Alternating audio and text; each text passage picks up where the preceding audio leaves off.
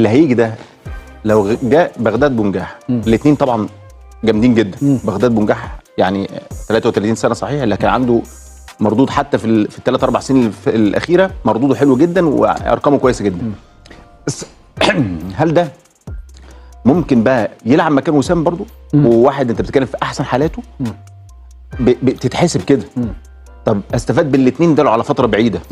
يعني لو هلعب 6 شهور مثلا اقول لك ده يبقى 10 على 10.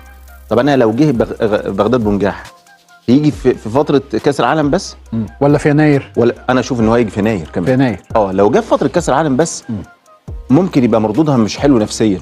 انا متوافق معاك جدا. يعني ازاي واحد بعد كل الارقام اللي عمال يحققها دي تمام، يعني وطبعا ليفل مستوى مختلف تماما وكل حاجه، بس في النهايه في واحد هيلعب يا ده يا ده، الاثنين ما ينفعش يلعبوا. يعني ده عنده مقامات 9 أيوة. وده عنده الصفات بتاعت 9 يعني تمام. الاثنين